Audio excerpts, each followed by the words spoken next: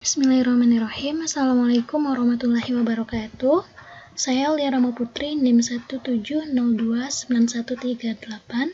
akan mempresentasikan proposal penelitian dengan judul Pengaruh Model Pembelajaran Generatif atau Generative Learning terhadap kemampuan pemecahan masalah matematis siswa SMP Negeri 29 Padang.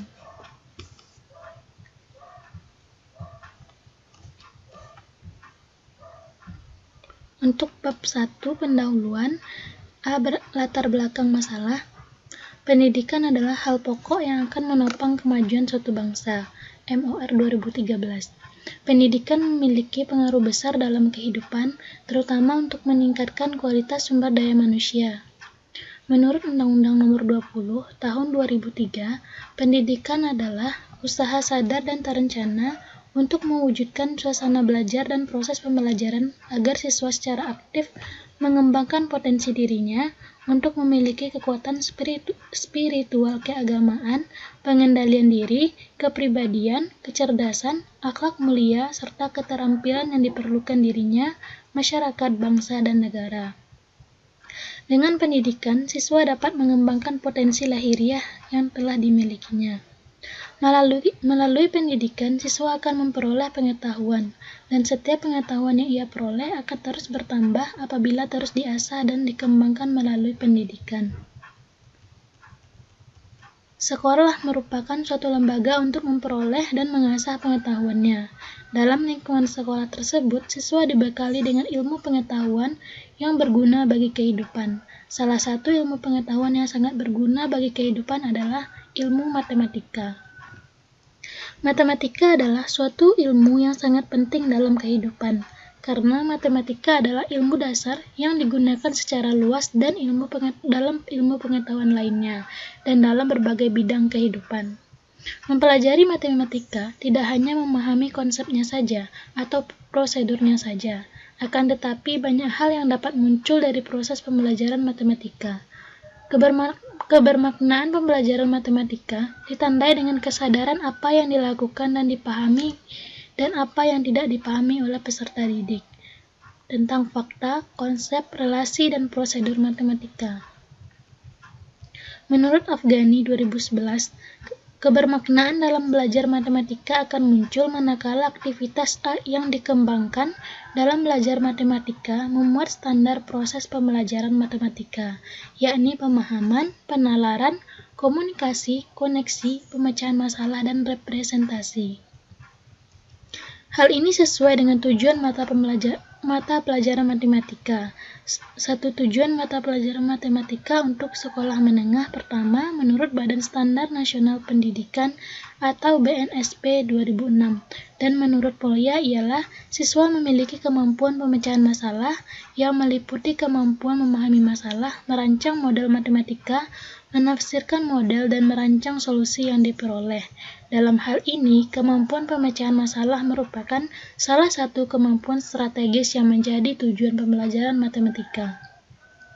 Secara umum, tujuan pembelajaran matematika sekolah adalah untuk memenuhi kebutuhan praktis dan memecahkan masalah dalam kehidupan sehari-hari, mempersiapkan diri siswa agar sanggup menghadapi perubahan kehidupan dan dunia yang selalu berkembang dan syarat perubahan. Melalui latihan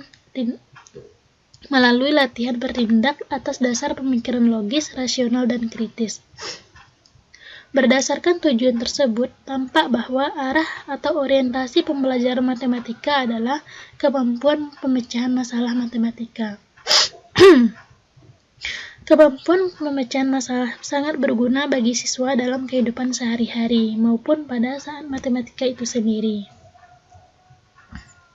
Pemecahan masalah merupakan bagian dari kurikulum matematika yang sangat penting, karena dalam proses pembelajaran maupun penyelesaian, siswa dimungkinkan memperoleh pengalaman, menggunakan pengetahuan serta keterampilan yang sudah dimiliki untuk diterapkan pada pemecahan masalah yang bersifat tidak rutin. Penemuan pola, pengeneralisasian, komunikasi matematik, dan lain-lain dapat dikembangkan secara lebih baik. Suherman dan kawan-kawan 2003, halaman 89. Seperti yang tertuang dalam kurikulum 2006, pemerintah Indonesia juga memandang pentingnya pemecahan masalah dalam pembelajaran matematika. Dalam kurikulum 2006 disebutkan bahwa pendekatan pemecahan masalah merupakan fokus dalam pembelajaran matematika yang mencakup masalah tertutup dengan solusi tunggal, masalah terbuka dengan solusi tidak tunggal, dan masalah dengan berbagai cara penyelesaian. Namun kenyataannya, kemampuan pemecahan masalah menjadi hal yang sulit untuk dicapai siswa. Hal ini dibenarkan oleh Ketimah Sugiman 2019 yang menyatakan bahwa kegiatan mempelajari soal yang dianggap sulit oleh siswa adalah menuntut kemampuan pemecahan masalah. Hal ini terjadi karena menurut Malalina dan Kesumawati 2014, siswa belajar sesuai contoh yang diberikan oleh guru, sehingga pada saat diberikan soal non-rutin atau masalah matematis, siswa akan mengalami kesalahan. Hal ini juga didukung oleh data berdasarkan penskoran internasional mengenai literasi matematika yang dilakukan oleh The Sur International Mathematics and Science Study atau TIMSS. Pada tahun 2011 menempatkan Indonesia pada peringkat 38 dari 45 negara dan hanya mampu mengumpulkan 386 poin dari skor rata-rata 500. Aurora dan lain-lainnya 2012 halaman 42.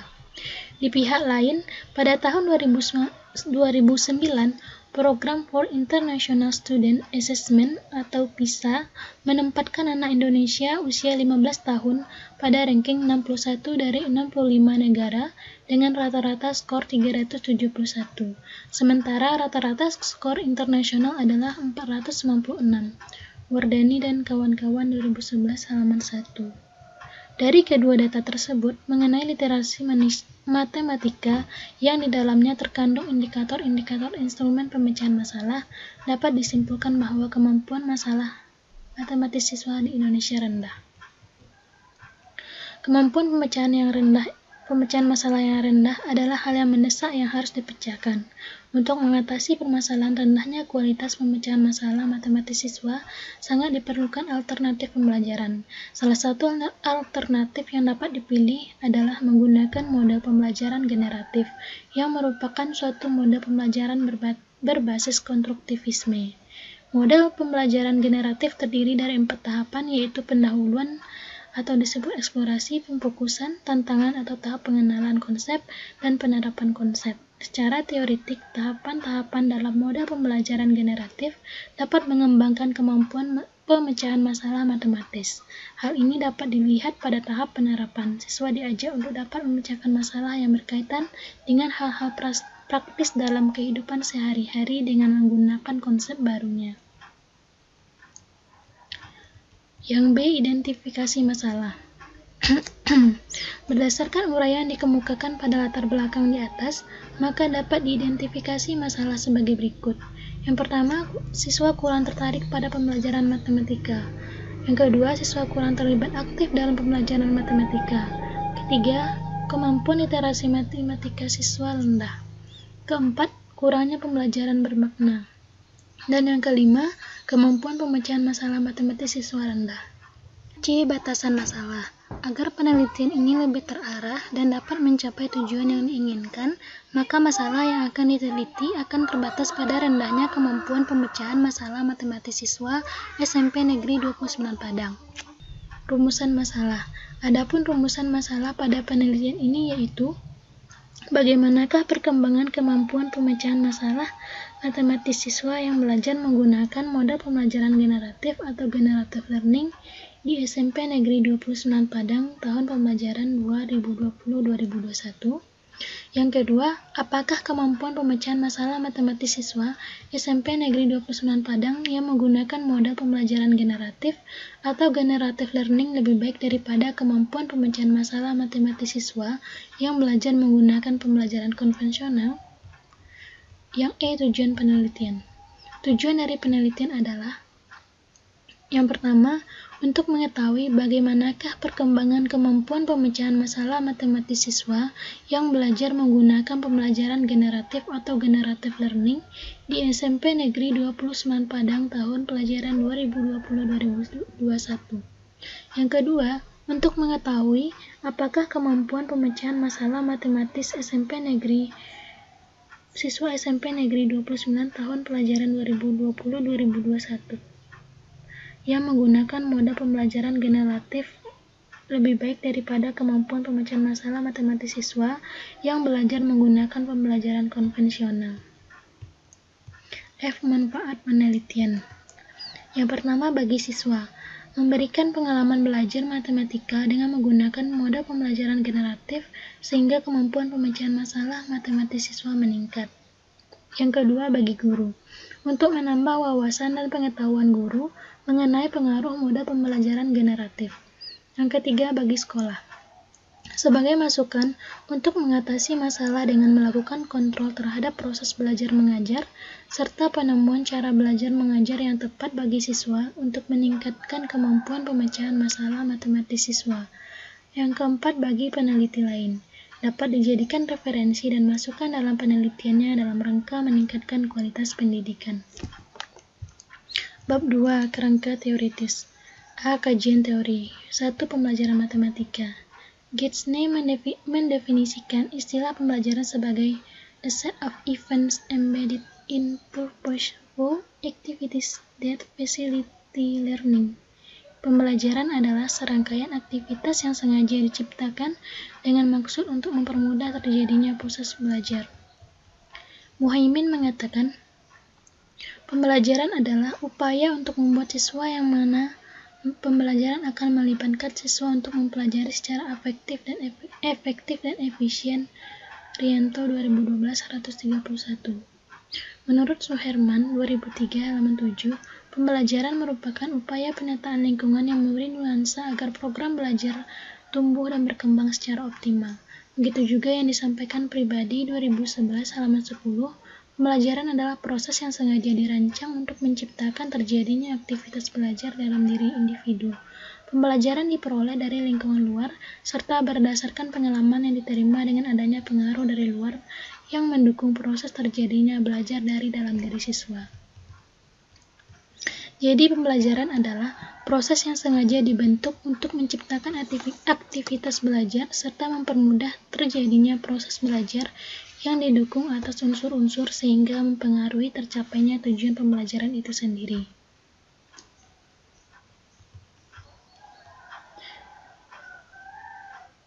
Melalui proses pembelajaran, guru dituntut untuk dapat membimbing, melatih, dan memfasilitasi siswa dalam menerima materi pelajaran. Guru harus memahami kemampuan yang dimiliki oleh siswa agar proses pembelajaran berjalan dengan lancar dan tujuan pembelajaran dapat tercapai. Siswa dengan adanya pengaruh dari luar dan kemampuan dari dalam diri sendiri harus mampu merespon pembelajaran dengan baik dan mengembangkan pengetahuannya dengan mengkonstruksi pengetahuannya tersebut, terutama pada kemampuan berpikir dan bernalar dalam pemecahan masalah. Salah satu ilmu yang berperan penting dalam proses berpikir dan bernalar siswa dalam memecahkan suatu masalah adalah matematika. Kata matematika berasal dari perkataan Latin matematika yang mulanya diambil dari perkataan Yunani mathematike yang berarti mempelajari. Perkataan itu mempunyai kata asal katanya mathema yang berarti pengetahuan atau ilmu, knowledge science.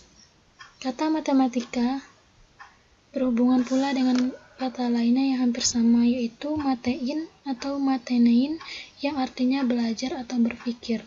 Jadi berdasarkan asal katanya, maka perkataan matematika berarti ilmu pengetahuan yang didapat dengan berpikir atau menalar.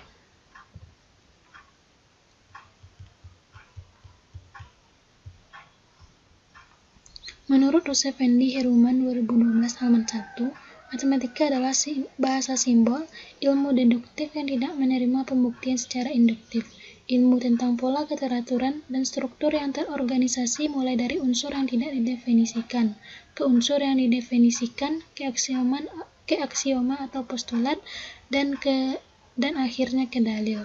Matematika itu adalah ilmu tentang struktur yang bersifat abstrak yang bertumpu pada kesepakatan, berpola pikir deduktif dan konsisten dalam pembicaraannya. Sojadi 2000 halaman 13.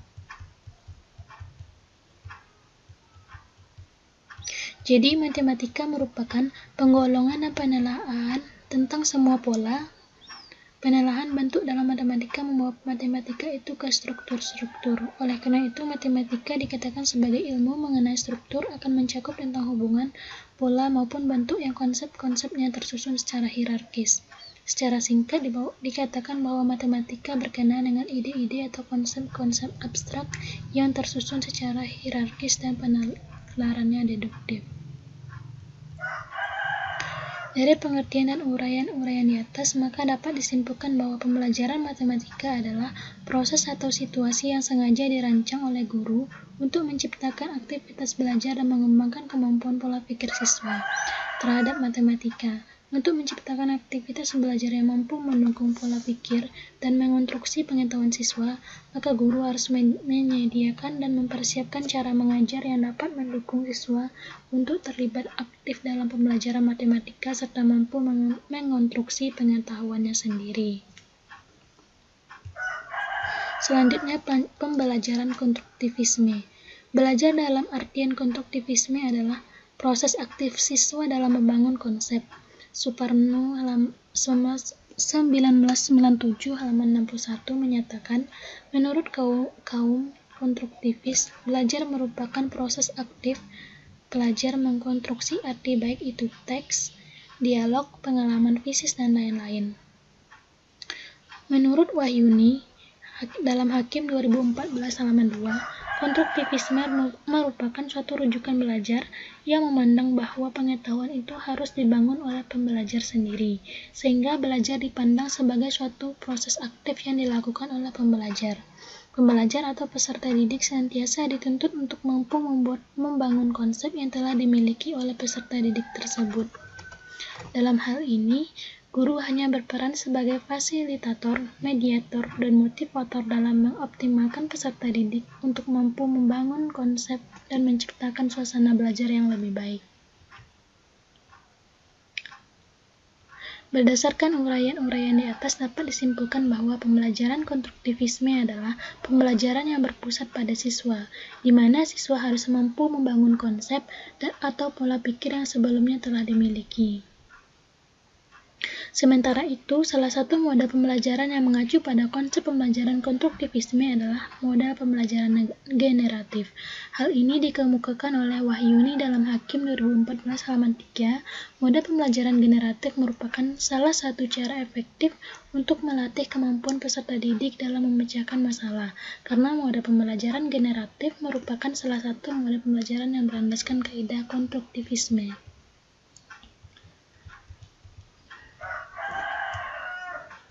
3. Model pembelajaran generatif. Model pembelajaran generatif sebagai salah satu model pembelajaran yang mengacu pada filosofis konstruktivisme, terdiri dari ketiga kata yang masing-masing memberi pengertian dan makna. Model adalah pola, contoh, acuan, ragam, dan sebagainya dari sesuatu yang akan dibuat dan dihasilkan. Diknas 2005 halaman 751. Pembelajaran ialah membelajarkan peserta didik menggunakan azas pendidikan maupun teori belajar yang merupakan penentu utama keberhasilan pendidikan.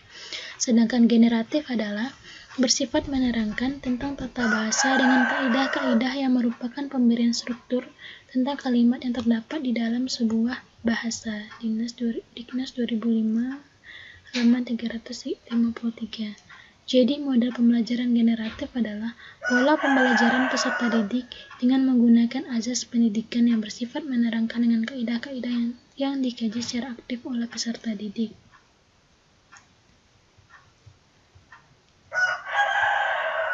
Menurut Wena halaman tahun 2009, model pembelajaran generatif mempunyai 4 tahapan, yaitu yang pertama, the primary step, tahap persiapan. Pada tahap ini, peserta didik diberikan permasalahan yang berkaitan dengan materi yang akan dipelajari dari pembelajaran tingkat kelas sebelumnya. Kedua, the focus step, tahap pemfokusan. Pada tahap ini, peserta didik diberikan permasalahan yang memberikan peluang peserta didik untuk menguji ide atau dugaan dengan caranya sendiri yang berkaitan dengan materi yang sedang dipelajari. 3. The challenge step, tahap tantangan. Peserta didik dalam setiap kelompok berdiskusi merumuskan kesimpulan dari pengetahuan yang baru yang sedang dipelajari. Yang keempat, the application step. Tahap aplikasi. Pada tahap akhir, peserta didik diberikan permasalahan baru yang berkaitan dengan pengetahuan baru yang telah dibahas. Nurdianto, tahun 2009, halaman 19.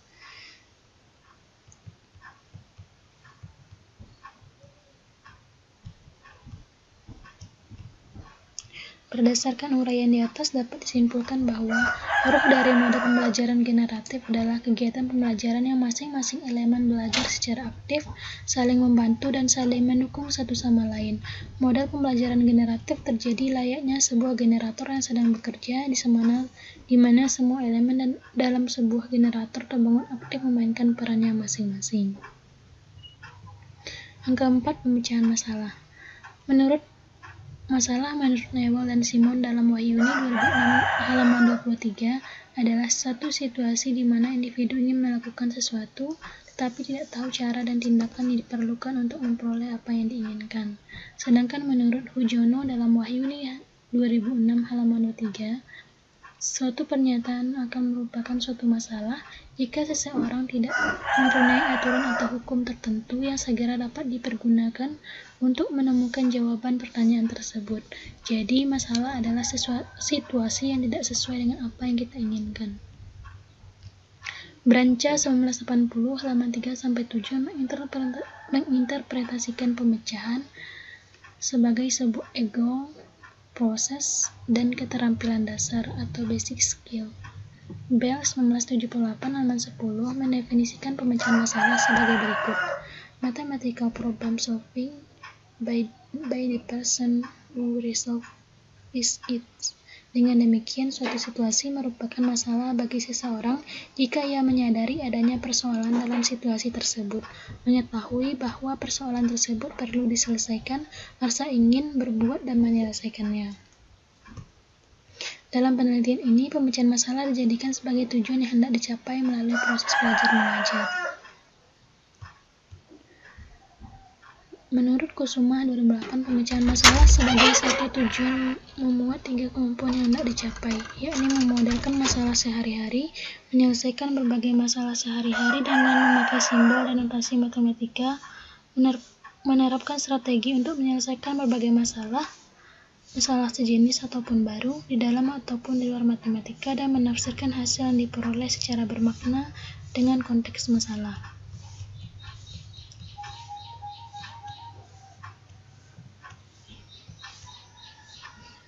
Cara mengukur kemampuan masalah matematika pada siswa SMP dapat dilakukan dengan memberikan soal uraian untuk diselesaikan secara tuntas. Siswa mengerjakan soal tersebut selengkap mungkin dan penilaiannya pun secara komprehensif.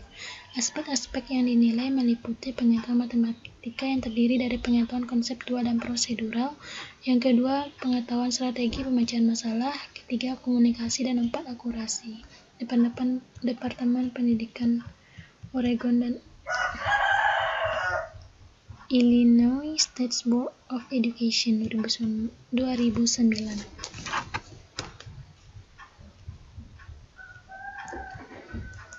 Selain itu, salah satu solusi dalam menyelesaikan masalah matematika atau soal-soal aplikasi dalam pembelajaran matematika adalah dengan mengikuti langkah-langkah yang dikemukakan Polya, yang akan dijabarkan dalam tabel di bawah ini. Nah, ini adalah tabel langkah-langkah pemecahan masalah yang dikemukakan oleh Polya. Itu adalah memahami masalah, membuat rencana pemecahan masalah, melakukan perhitungan, memeriksa kembali hasil. Di sini ada skornya, yang masing-masing skornya ada penjabarannya. Yang kelima, pembelajaran konvensional. Pembelajaran biasa yang sering disebut dengan pembelajaran konvensional merupakan salah satu model pembelajaran yang sering digunakan dalam kegiatan pembelajaran di sekolah.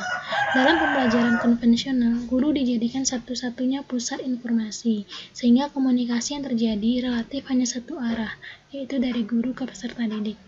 Menurut Roy Cockers 2003 halaman 73, bentuk pembelajaran konvensional dibagi menjadi 3 kategori, yaitu pengajar memberitahu, pengajar mengadakan kontak dengan murid, dan pengajar memberi tugas. Dengan pembelajaran biasa atau konvensional, guru dituntut untuk senantiasa sekedar melakukan kontak dengan peserta didik atau sekedar memberi tugas, karena setiap peserta didik hanya mendengarkan dan menerima informasi apa saja yang diberikan oleh guru tanpa adanya timbal balik dari peserta didik itu sendiri. B. Penelitian relevan. Penelitian ini relevan dengan penelitian lain, diantaranya yang pertama, penelitian yang dilakukan oleh Sirat Seburnit dengan judul Penerapan Model Pembelajaran Generatif untuk meningkatkan kemampuan pemecahan masalah matematika materi segi 4 pada siswa kelas 7 SMP. Pada penelitian Sirat Seburnit menyimpulkan bahwa kemampuan pemecahan masalah matematika siswa mengalami peningkatan yang signifikan menggunakan model pembelajaran generatif. Perbedaan penelitian terletak pada sampel yang diteliti. Pada penelitian Sirat Seburnit, sampel tak hanya terdiri dari atas satu kelas, sedangkan pada peneliti sampel terdiri dari 2 kelas, yaitu kelas eksperimen dan kelas kontrol. Selain itu, perbedaannya juga terletak pada tempat penelitian. Persamaannya ada pada variabel dan populasi yang sama-sama menggunakan model pembelajaran generatif serta populasi yang diteliti sama-sama siswa SMP. Yang kedua yaitu penelitian yang dilakukan oleh Arif Rahman Hakim 2014 dengan judul Pengaruh Model Pembelajaran Generatif terhadap Kemampuan Pemecahan Masalah Matematika. Pada penelitian Arif Rahman Hakim menyimpulkan bahwa terdapat pengaruh penerapan model pembelajaran generatif terhadap kemampuan pemecahan masalah matematika. Perbedaan penelitian ini dengan peneliti terletak pada populasi dan sampel. Persamaannya yaitu sama-sama menggunakan model generatif. Yang ketiga, penelitian yang dilakukan oleh Elba FM dan kawan-kawan 2013 dengan judul Keefektifan Model Pembelajaran Generatif dan MMP terhadap Kemampuan Pemecahan Masalah.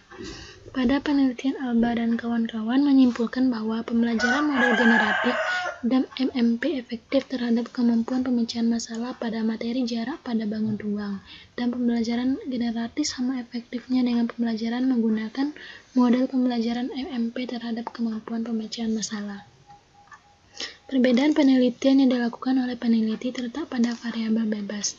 Pada penelitian Alba dan kawan-kawan, variabel bebas terdiri atas model generatif dan MMP, sedangkan pada penelitian peneliti hanya pada model generatif saja. Selanjutnya yang keempat, penelitian yang dilakukan oleh Tito Nurdianto dan kawan-kawan tahun 2019 dengan judul Penerapan Model Generative Learning untuk meningkatkan hasil belajar peserta didik materi limit kelas 11 MIPA 1 SMA Negeri 2 Palembang. Pada penelitian, Tito dan kawan-kawan menyimpulkan bahwa penerapan model generatif dapat meningkatkan hasil belajar peserta didik pada materi limit di kelas 11 MIPA 1 SMA Negeri 2 Palembang. Perbedaan penelitian terletak pada populasi dan sampel. Pada penelitian Tito dan kawan-kawan, populasi dan sampel terdiri dari siswa SMA, sedangkan populasi dan sampel peneliti terdiri dari siswa SMP. Selain itu, perbedaan juga terletak pada metode penelitian dan tempat penelitian. Metode penelitian yang digunakan oleh Tito adalah penelitian tindakan kelas, sedangkan peneliti menggunakan metode eksperimen. Materi yang diteliti pun juga berbeda dengan peneliti. Persamaannya sama-sama menerapkan model pembelajaran generatif.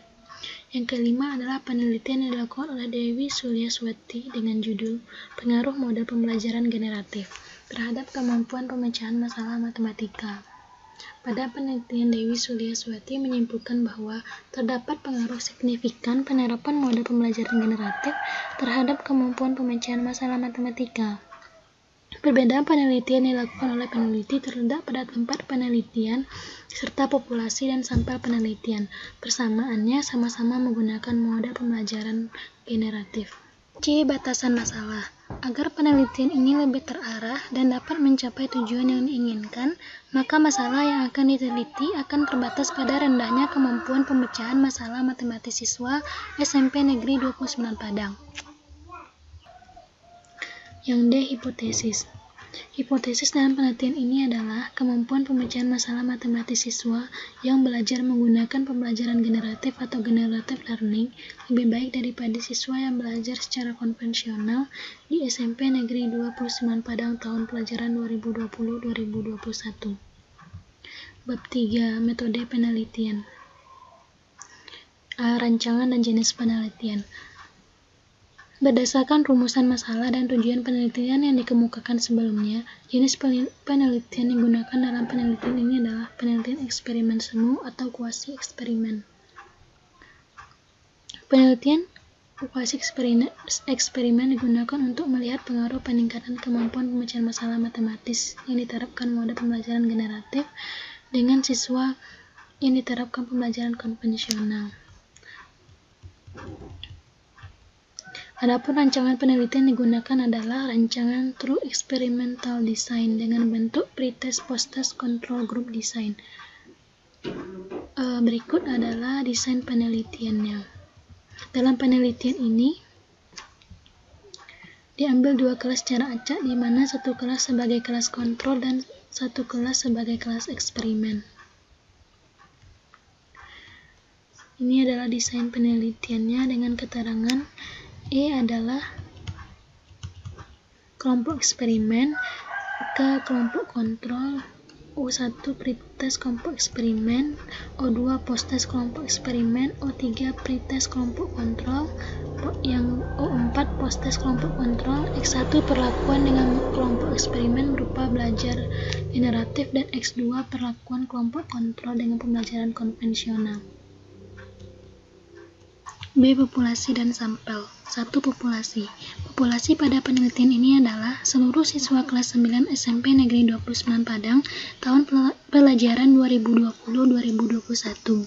Populasi terdiri dari 4 kelas yang dapat dilihat pada tabel di bawah ini, yaitu kelas 91 27 orang, 92 27, 93 28 28 orang, dan 94 28 orang, sehingga jumlah seluruh siswa kelas 9 di SMP Negeri 29 Padang 110 siswa. Yang kedua, sampel. Sampel merupakan himpunan bagian dari populasi. Sampel dari penelitian ini terdiri dari dua kelas, yaitu kelas eksperimen dan kelas kontrol. Sampel yang digunakan haruslah representatif, yaitu menggambarkan seluruh karakteristik dari populasi yang diteliti. Berikut adalah langkah-langkah pengambilan sampel. Yang pertama, mengumpulkan data penilaian akhir semester pada semester 1 pelajaran matematika siswa kelas 9 SMP Negeri 29 Padang tahun 2020-2021. Yang kedua, melakukan uji kesamaan rata-rata. Uji kesamaan rata-rata dilakukan dengan tujuan untuk melihat apakah populasi memiliki rata-rata yang sama atau tidak. Sebelum melakukan uji kesamaan rata-rata, terlebih dahulu dilakukan uji normalitas dan uji homogenitas variansi pada populasi. Yang pertama, uji normalitas. Uji normalitas bertujuan untuk mengetahui apakah data berdistribusi normal atau tidak. Uji yang digunakan untuk melihat kenormalan data ini adalah uji Anderson-Darling. Hipotesis dalam penelitian ini adalah H0 data populasi berdistribusi normal dan H1 data populasi tidak berdistribusi normal. Rumus uji statistiknya dapat dilihat pada tampilan berikut, di mana ZI sama dengan X1 kurang per T dengan keterangan ada Anderson-Darling, F fungsi distribusi kumulatif dari distribusi khusus, N banyak data, ZI bilangan baku ke I, XI data ke I, dengan CV-nya 0,752 per 1 ditambah 0,75 per N ditambah 2,25 per N kuadrat. Kriteria pengujian H0 ditolak apabila AD besar dari CV. Interpretasi uji ini dilakukan dengan memperhatikan p-value.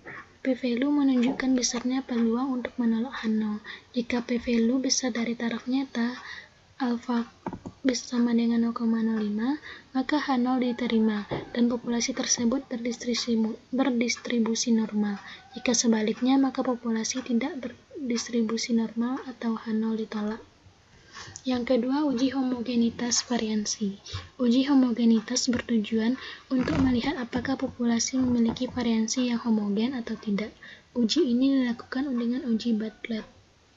Hipotesis statistiknya sebagai berikut, yaitu H0 dan H1-nya. Apabila uji dilakukan secara manual dengan langkah-langkah yang dikemukakan oleh Walpole 1992 halaman 392 sampai 393 sebagai berikut.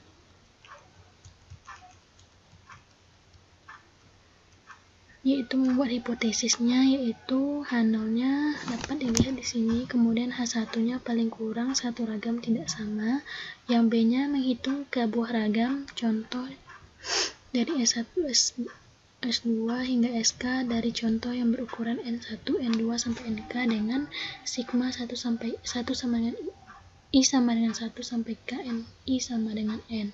Yang ketiga, menggabungkan semua variabel sampel sehingga menghasilkan nilai dugaan gabungan dengan rumus sebagai berikut pada tampilan. Kemudian menghitung nilai perubahan acak Bartlett, yaitu menggunakan rumus yang ada pada tampilan ini dengan N1, N2 hingga N8 sama dengan N. Keterangannya B itu Bartlett, kemudian NI jumlah siswa kelas 9I, I itu 1, 2, 3, 4, kemudian SI kuadrat variansi kelas, K banyak kelas, dan N nilai dugaan gabungan bagi variansi populasi. Kriteria pengujiannya adalah tol H0 jika B kecil dari BK, di mana N1, N2 hingga NK, di mana BK N1, N2 hingga NK sama dengan diperlihatkan pada rumus yang ditampilkan pada tampilan ini. Yang ketiga, uji kesamaan rata-rata. Uji kesamaan rata-rata dilakukan untuk melihat apakah populasi memiliki kesamaan rata-rata atau tidak. Jika populasi telah berdistribusi normal dan mempunyai variansi yang homogen, maka uji kesamaan rata-rata dilakukan dengan uji analysis of variance atau ANOVA satu arah. Hipotesis dalam uji ANOVA sebagai berikut. H0 μ1 sama dengan μ2 sama dengan μ3 sama dengan μ4. H1-nya terdapat μ I tidak sama dengan μJ, di mana I dan J sama dengan 1, 2, 3, 4, di mana I tidak sama dengan J. Pengujian juga dapat dilakukan secara manual menggunakan rumus yang terdapat di dalam Walpole. Dengan menggunakan pengujiannya menggunakan tabel ANOVA satu arah, yaitu sumber keragaman dapat dilihat pada tabel berikut ini, dengan keterangan JKP-nya sama dengan ini JKK, kemudian JKG-nya sama dengan JKT dikurang JKP.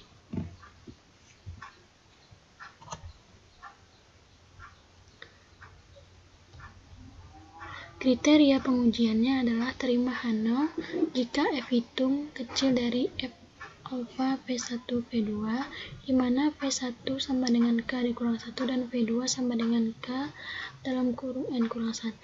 Nilai p-value yang diperoleh lebih besar dari nilai taraf nyata sama dengan alfa sama dengan 0,05, sehingga dapat disimpulkan terima H0, artinya populasi memiliki kesamaan rata-rata. Yang keempat, melakukan penarikan sampel. Hasil analisis menunjukkan bahwa populasi telah memiliki kesamaan rata-rata sehingga dapat diambil dua kelas untuk dijadikan sampel, yaitu dengan cara random sampling menggunakan sistem undian. C. Variabel dan data penelitian. 1. Variabel. Variabel dalam penelitian ini adalah variabel bebas. Yang pertama, variabel bebas adalah model pembelajaran generatif atau generative learning untuk kelas eksperimen dan pembelajaran konvensional untuk kelas kontrol. Yang kedua, variabel terikat adalah kemampuan pemecahan masalah matematis siswa kelas 9 SMP Negeri 29 Padang tahun pelajaran 2020-2021. Data penelitian. Yang pertama, sumber data. Data penelitian terdiri dari data primer dan data sekunder. 1. Data primer. Data primer merupakan Data yang diperoleh langsung dari subjek penelitian. Data primer pada penelitian ini adalah data tes awal dan tes akhir, kemampuan pemecahan masalah matematis siswa kelas 9 SMP Negeri 29 Padang, tahun pelajaran 2020-2021 yang diperoleh selama pelaksanaan pembelajaran dengan model generatif dan pembelajaran konvensional. 2. Data sekunder. Data sekunder merupakan data yang diperoleh tidak melalui pengukuran langsung dari data sekunder. Dan data sekunder dari penelitian ini adalah ulangan harian dan nilai ujian semester 1 matematika serta jumlah siswa yang menjadi populasi dan sampel kelas 9 SMP Negeri 29 Padang. Sumber datanya, yang pertama, data primer diperoleh melalui kelas sampel siswa kelas 9 SMP Negeri 29 Padang tahun pelajaran 2020-2021. Kedua, data sekunder diperoleh melalui wakil kurikulum, tata usaha, guru, serta semua warga SMP Negeri 29 Padang yang terlibat. Prosedur penelitian. Penelitian dilakukan dibagi atas 3 tahap, yaitu tahap persiapan, tahap pelaksanaan, dan tahap akhir. Yang pertama, tahap persiapan. Kegiatan yang dilakukan pada tahap persiapan adalah menetapkan jadwal penelitian serta materi pokok yang akan diteliti. Kedua, mengurus surat izin penelitian, menentukan kelas sampel yang terdiri dari kelas eksperimen dan kelas kontrol, mempersiapkan perangkat pembelajaran yaitu rencana pembelajaran atau RPP dan gambar kerja peserta didik atau LKPD, menyusun kisi-kisi serta instrumen soal post-test dan pre-test, kemampuan pemecahan masalah matematis siswa yang akan diberikan di kelas eksperimen dan kelas kontrol, mempersiapkan rubrik penskoran untuk soal post-test dan pre-test kemampuan pemecahan masalah matematis, melakukan validasi perangkat yaitu RPP dan LKPD kepada validator, melakukan validasi soal kuis dan tes kemampuan pemecahan masalah matematis kepada validator, dan terakhir melakukan uji coba tes. Tahap pelaksanaan. Pada tahap pelaksanaan, proses pembelajaran di kedua kelas sampel dilakukan dengan model pembelajaran yang berbeda. Pada kelas eksperimen diterapkan model pembelajaran generatif, sedangkan pada kelas kontrol diterapkan pembelajaran konvensional. Adapun langkah-langkah dalam proses pelaksanaan di kedua kelas adalah sebagai berikut. Berikut ini adalah RPP yang akan digunakan pada kelas eksperimen dan kelas kontrol. Dapat dilihat pada tabel yang ditampilkan berikut ini, yang terdiri dari kegiatan pendahuluan,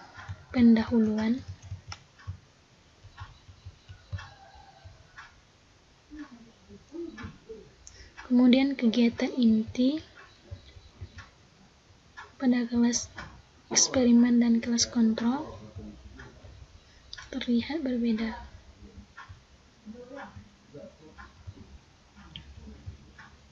Dan kegiatan penutup. Yang ketiga, tahap akhir. Kegiatan yang dilakukan pada tahap akhir adalah A. Memberikan tes akhir pada kelas eksperimen dan kelas kontrol untuk mengetahui perbedaan kemampuan pemecahan masalah matematis siswa setelah materi dan pokok pembahasan selesai dipelajari. B. Mengumpulkan hasil tes siswa untuk melihat perbedaan kemampuan pemecahan masalah matematis siswa di kedua sampel. Yang C. Mengolah data yang diperoleh dari kedua kelas sampel. D. Menarik kesimpulan dari hasil penelitian yang didapatkan sesuai dengan analisis data yang digunakan. E. Instrumen penelitian. Instrumen yang digunakan dalam penelitian ini adalah tes yang terdiri dari tes awal atau pre-test dan tes akhir atau post-test. Tes awal atau pre-test tes awal atau pre-test. Tes awal dilakukan dengan tujuan untuk melihat kemampuan awal siswa dalam pemecahan masalah matematis. Materi tes mencakup materi yang sudah diajarkan sebelumnya oleh guru mata pelajaran matematika dan memuat indikator pemecahan masalah matematis. Kedua, tes akhir atau post-test. Tes akhir dilakukan dengan tujuan untuk melihat kemampuan pemecahan masalah matematis siswa kelas eksperimen dan kelas kontrol setelah dilakukan model pembelajaran generatif pada kelas eksperimen dan pembelajaran konvensional pada kelas kontrol. Tes berbentuk soal esai. Penyusunan soal tes disesuaikan dengan materi yang diberikan dan memuat indikator pemecahan masalah matematika. Untuk mendapatkan tes yang valid dan reliabel, maka dilakukan langkah-langkah berikut ini. Yang pertama, menyusun tes. Adapun langkah-langkah yang dilakukan dalam menyusun dan memperoleh tes yang valid adalah yang pertama, membuat kisi-kisi soal sesuai indikator kemampuan pemecahan masalah matematis dengan materi yang diajarkan. Kedua, menyusun soal tes berdasarkan kisi-kisi soal yang telah dibuat. Tiga, membuat kunci jawaban soal tes berdasarkan rubrik penskoran kemampuan pemecahan masalah matematis. Yang keempat, memvalidasi soal tes kepada validator. Yang kelima, melakukan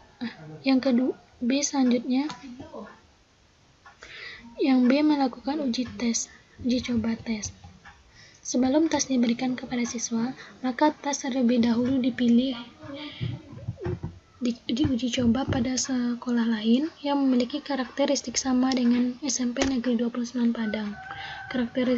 Karakteristik tersebut dapat dilihat dari kurikulum yang digunakan, KKM, dan akreditasi dari sekolah. C. Menganalisis hasil uji coba tes. Untuk mengetahui kualitas tes, maka perlu diperhatikan hal-hal sebagai berikut. Yang pertama, menghitung daya pembeda soal. Daya pembeda digunakan untuk mengukur kemampuan suatu soal dalam membedakan antara siswa yang memiliki kemampuan tinggi, sedang, atau rendah. Untuk menentukan daya pembeda dapat digunakan rumus berikut ini. Dengan keterangan IP sama dengan indeks pembeda soal, MT rata-rata skor soal dari kelompok tinggi, MR rata-rata skor dari kelompok rendah, sigma XT kuadrat jumlah kuadrat deviasi kelompok tinggi, dan sigma XR kuadrat jumlah kuadrat deviasi skor kelompok rendah dengan N-nya 27% dikali N sama dengan jumlah siswa. Soal mempunyai indeks pembeda yang berarti atau signifikan apabila IP hitung besar dari IP tabel pada derajat bebas yang sudah ditentukan sebelumnya. Dengan menggunakan taraf nyata 0,05, jika diperoleh IP hitung besar sama dari IP tabel, maka dapat disimpulkan bahwa soal memiliki IP yang signifikan. 2. Menentukan indeks kesukaran soal. Indeks kesukaran digunakan untuk melihat apakah soal tersebut tergolong soal yang mudah, sedang, atau sukar. Soal yang baik adalah soal yang tidak terlalu mudah dan tidak terlalu sukar. Soal yang terlalu mudah tidak merangsang siswa untuk mempertinggi usaha memecahkannya. Sebaliknya, soal yang terlalu sukar akan menyebabkan siswa menjadi putus asa dan tidak mempunyai semangat untuk mencoba di luar jangkauannya. Menurut Prawinegoro, dalam Rindu 2017 halaman 61, untuk menentukan indeks kesukaran digunakan rumus berikut ini. IK sama dengan DT ditambah DR per 2MN dikali 100%. Keterangan IK indeks kesukaran soal, DT jumlah skor kelompok tinggi, DR jumlah skor dari kelompok rendah, M skor setiap soal jika benar, N 27% dikali N, dan N adalah jumlah siswa. Untuk menentukan soal yang tergolong mudah, sedang, atau sukar, diterapkan kriteria pada tabel berikut. IK indeks kesukaran, IK kecil dari 27%, kualifikasinya sukar, IK besar sama dari 27% dan kecil sama dari 73%, kualifikasinya sedang, IK besar dari 73%, kualifikasinya mudah. Ketiga kriteria penerimaan soal. Soal yang telah dianalisis diklasifikasikan atas kelompok yang dapat dipakai, diperbaiki, atau diganti. Menurut Prawinegoro 1985 halaman 16, pengelompokannya sebagai berikut. A. Soal yang baik atau tetap dipakai jika IP signifikan dan IK besar dari 0, kecil dari 100%. Soal diperbaiki jika 1. IP signifikan dari IK sama. Soal diperbaiki jika ada dua syarat. Yang pertama, IP signifikan dari IK sama dengan 0% atau IK sama dengan 1%.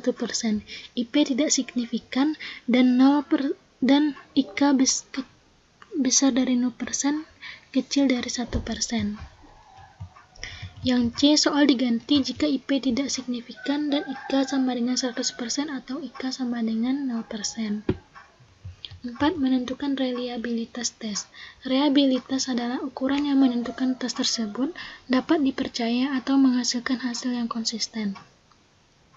Untuk menentukan koefisien reliabilitas soal esai dapat digunakan rumus Alpha-Cronbach yang dikemukakan oleh Ari Kunto 2012 halaman 122 sebagai berikut.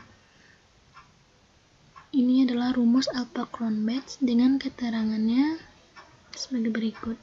Kemudian kriteria reliabilitasnya sebagai berikut. Apabila reliabilitas besar dari 0,80 dan kecil sama dari 1,00, maka kualifikasinya sangat tinggi. Reliabilitas besar dari 0,60, kecil sama dari 0,80, maka kualifikasinya tinggi. Reliabilitasnya besar dari 0,40, kurang sama dari 0,60, maka kualifikasinya sedang. Jika reliabilitas besar dari 0,20, kurang sama dari 0,40, maka kualifikasinya sedang. Jika reliabilitas besar dari 0,00 dan kurang sama dari 0,20, maka kualifikasinya sangat rendah. F. Teknik analisis data. Analisis data yang dilakukan bertujuan untuk melihat kemampuan dan perkembangan kemampuan pemecahan masalah matematis siswa. Data yang akan dianalisis dari penelitian ini adalah data hasil tes awal dan tes akhir kemampuan pemecahan masalah matematis siswa. 1. Data hasil tes awal atau pretest. Pada akhir pembelajaran diperoleh hasil pretest yang dikerjakan oleh siswa. Pretest ini berguna untuk melihat perkembangan siswa terhadap pelakuan yang diberikan. Analisis pretest adalah mencari rata-ratanya kemudian dibandingkan dengan post-test dengan rumus rata-rata, yaitu X bar sama dengan sigma I sama dengan 1 sampai N XI per N dengan keterangan X bar rata-rata hasil tes, XI data P1 dan N banyak data. Yang kedua, data hasil tes akhir atau post-test. Pada tahap analisis terhadap data hasil tes akhir, data yang diperoleh dianalisis untuk menarik kesimpulan dengan melakukan uji hipotesis terhadap data hasil tes akhir yang diberikan pada kelas eksperimen dan kelas kontrol. Uji hipotesis bertujuan untuk mengetahui apakah kemampuan pemecahan masalah siswa yang belajar menggunakan model pembelajaran generatif lebih baik dari kemampuan pemecahan masalah matematika siswa yang belajar secara konvensional. Usman 1995 halaman 140 menyatakan bahwa ada beberapa persyaratan yang harus dipenuhi sebelum uji T dilakukan. Persyaratannya adalah data harus berdistribusi normal, data dipilih secara acak dan variansi datanya homogen. Oleh karena itu, sebelum dilakukan uji T atau uji hipotesis, maka terlebih dahulu dilakukan uji normalitas dan uji homogenitas. Uji normalitas. Uji yang digunakan adalah uji Anderson-Darling. Uji ini bertujuan untuk mengetahui apakah kedua data sampel berdistribusi normal atau tidak. Dengan hipotesis statistik H0 data populasi berdistribusi normal dan H1 tidak, data populasi tidak berdistribusi normal. Interpretasi uji ini dilakukan dengan memperhatikan peluang p-value. Terima H0 jika p-value diperoleh lebih dari taraf nyata alfa sama dengan 0,05 berdasarkan hasil uji normalitas. Jika p-value diperoleh lebih dari 0,05 maka hasil H0 maka terima H0 sehingga data kedua kelas sampel berdistribusi normal. B. Uji homogenitas variansi. Uji homogenitas bertujuan untuk memenuhi kesamaan variansi kedua kelompok data dengan hipotesis H0 atau 1 kuadrat sama dengan 2 kuadrat, H1 sama dengan atau 1 kuadrat tidak sama dengan atau 2 kuadrat. Dengan keterangan variansi tes kemampuan pemecahan masalah siswa menggunakan mode pembelajaran generatif dan 2 kuadrat merupakan variansi hasil tes kemampuan pemecahan masalah siswa yang pembelajarannya secara konvensional. Uji homogenitas dilakukan secara manual. Maka menurut Walpole 1992 halaman 314, uji F hitung dengan rumus F sama dengan S1 kuadrat per S2 kuadrat dengan keterangan S1 kuadrat merupakan variansi hasil tes kemampuan pemecahan masalah matematis siswa kelas eksperimen, dan S2 kuadrat variansi hasil tes kemampuan pemecahan masalah matematis siswa kelas kontrol. Kriteria pengujiannya adalah tolak H0 jika F kecil dari F1 dikurang A per 2 V1, V2 dan F besar dari FA per 2 V1, V2 dengan FA per 2 V1, V2 diambil dari tabel distribusi F dengan taraf kepercayaan alfa dan derajat kebebasan V1 dan V2 dengan di mana V1 sama dengan N1 dikurang 1 merupakan derajat kebebasan untuk kelas eksperimen, V1 sama dengan V2 sama dengan N2 dikurang 1 merupakan derajat kebebasan untuk kelas kontrol. Jika p-value besar dari alfa, maka data tes akhir memiliki variansi yang homogen dan terima H0. Jika hasil homogenitas variansi yang diperoleh lebih dari alfa sama dengan 0,05, maka terima H0, sehingga data kedua kelas sampel memiliki variansi yang homogen. C. Uji hipotesis. Berdasarkan uji normalitas dan homogenitas variansi, diperoleh data berdistribusi normal dan homogen, sehingga pengujian hipotesis dilakukan dengan uji T satu arah.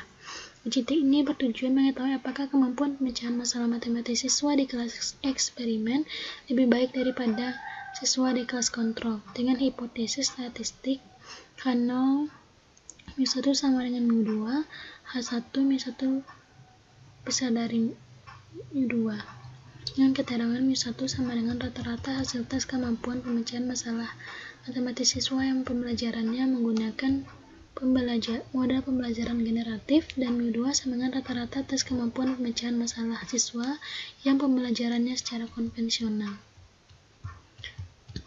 Jika uji T dilakukan secara manual, maka menurut Walpole 1992, 305 uji T yang dapat digunakan adalah rumus T sama dengan X1 bar dikurang X2 bar per S akar 1 per N1 ditambah 1 per N2 dengan S kuadrat sama dengan N1 dikurang 1 S1 kuadrat ditambah N2 kurang 2 S2 kuadrat per N1 tambah N2 dikurang 2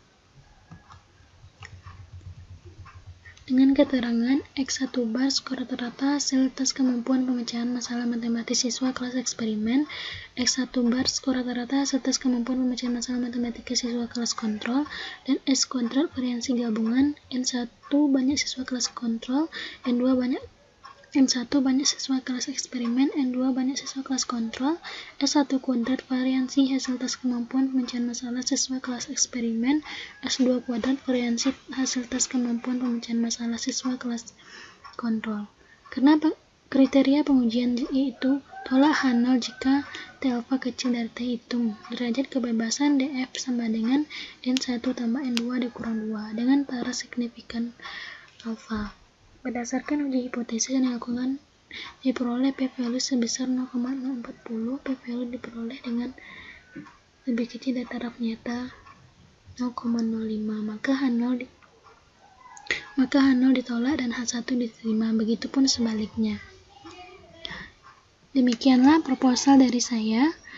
Sekian, terima kasih. Assalamualaikum warahmatullahi wabarakatuh.